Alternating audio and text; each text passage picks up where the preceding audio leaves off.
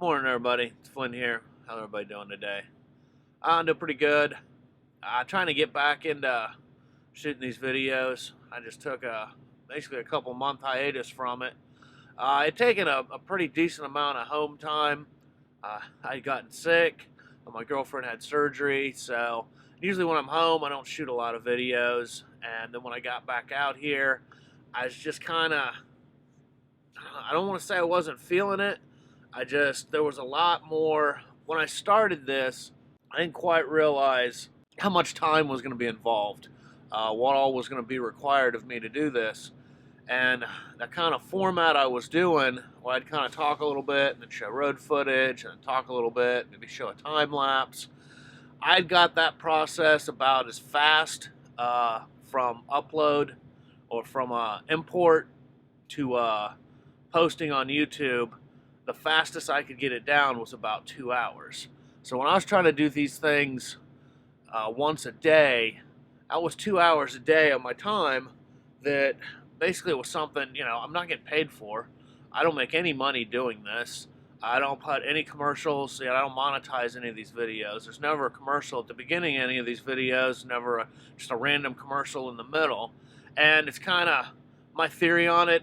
Other people do what they do. I'm not judging. I'm just, my personal theory is if I'm not getting, 100,000 views a month with the way YouTube pays, it's just not worth it to me to make people sit through commercials at the beginning of my video. It just doesn't bring me in enough money to kind of justify that. They base it, the best I can figure, it's somewhere between $1 and $4 per 1,000 views is what, monetizing a video on YouTube pays. And these type of videos are probably closer to that dollar per 1,000. As I understand it, it's basically the fashion, the makeup videos that usually get closer to that $4 per 1,000 view just because those advertisers have a larger advertising budget. So, kind of back to my point, it was becoming all-consuming. So I basically took a break to kind of figure out what I wanted to do with the channel, how I wanted to do the videos. So a couple of things I've done. One of the really, the big time consumers is that extra kind of the road footage and the time lapse. And I was really trying to be true to each day, so all of the footage was actually from that day, which meant, I had to import and I had to mess with all of that footage every single day. So I've kind of changed that up.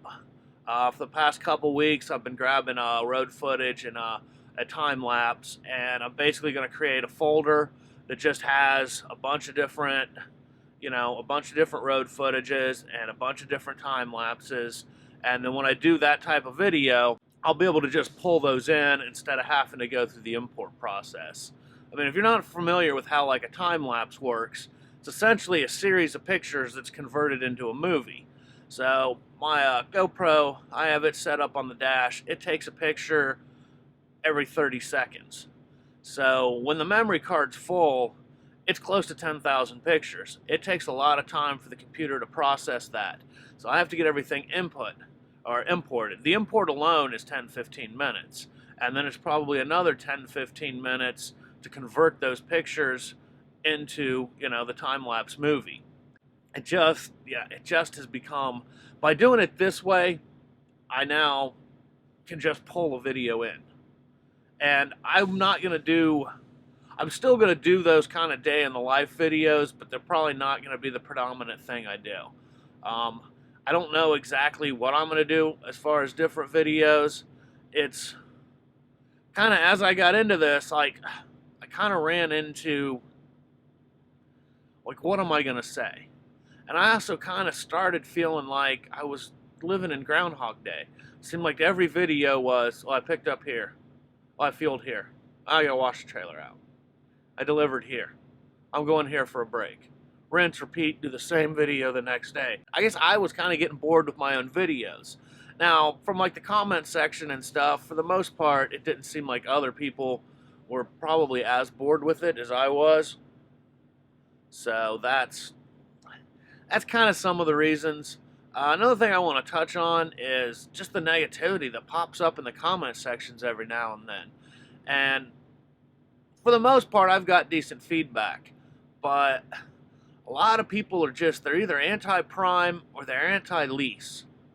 So they don't want to make their own video about why you should be an owner-operator, or why you should do what they're doing. What they want to do is they want to go onto my video. They basically want to use my comment section as their soapbox. And I knew starting this out that there would be negativity in the comments. I didn't quite realize it was going to affect me the way it did. I didn't realize it was going to make me mad, and I was going to have this knee-jerk, like, F you reaction. So basically what I've decided is you post something negative in my comments about how leasing's stupid, prime's stupid, I'm stupid, whatever, I'm just going to remove that comment. This is not the place for that negativity. You know, whether you like it or not, there's between 50 and 100 people every single week showing up at Prime's orientation. Every single week, between 5 and 20 people are signing leases at Prime.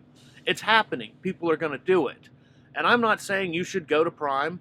I'm not saying you should lease a truck. What I'm saying is, I work for Prime. I lease a truck. This is my experience. This is what I run into. Because people thinking about it, in this day and age, you know, they're going on Google and doing research on the company. They're going on YouTube and consuming as many YouTube videos as they can, trying to get an idea of what they're going into. So I'm just trying to help these people make a decision. I'm not trying to make a decision for them. I've mentioned before, I benefit zero if somebody goes to Prime. Zero. I don't make any money off of it. I'm not a recruiter. So now if they've made a video why they think leasing's dumb, and in my comments they're like, hey, I don't think leasing's a good idea, here's a video I created about it, I'll let that comment slide. But most of these people that post these negative comments, you go to their YouTube channel, they've created no comment. They've created no content. They're just, I don't know, they're using our videos to basically spread their negativity, and I'm just not tolerating it. And talking about it, I mean, I've had somebody make fun of the way I talk. I just deleted the comment. Kind of like, fuck you, buddy. I mean, this is how I talk. You don't like it, go watch another video. I had one guy actually threaten to call the Federal Motor Carrier Safety Administration on me for shooting video while going down the road. Now, I think this genius thought I'm holding my cell phone up, like driving down the road, like, Durr. No, I've got the current generation of a GoPro. It's mounted to my windshield, and I literally just say, GoPro, capture video. It starts recording video. When I'm done recording video, I say, GoPro, stop recording. It stops recording video. Now, I don't know how saying 3 words to make it start recording and 3 words to make it stop recording somehow makes me an unsafe driver. I'm not taking my eyes off the road. I'm not taking my hands off the steering wheel. I'm saying 3 words. I mean, I don't know. It's just people want to, I don't know, they just want to be crappy on the internet. You know, I mean, it is what it is. Like, you know, starting this, I've been around YouTube enough. I knew that this was going to happen. I just didn't realize I was going to be like, Urgh. So I'm back at it. I don't know. My goal is to have 3 or 4 videos uploaded a week. The daily thing, it's just too much. If I can figure out a way or enough topics, you know, I've got one coming up on, you know, a quick little a winter hack that I came up with, actually that a buddy of mine showed me. I'll be doing that. All right, well, I've babbled enough. You guys have a great day. I'm out.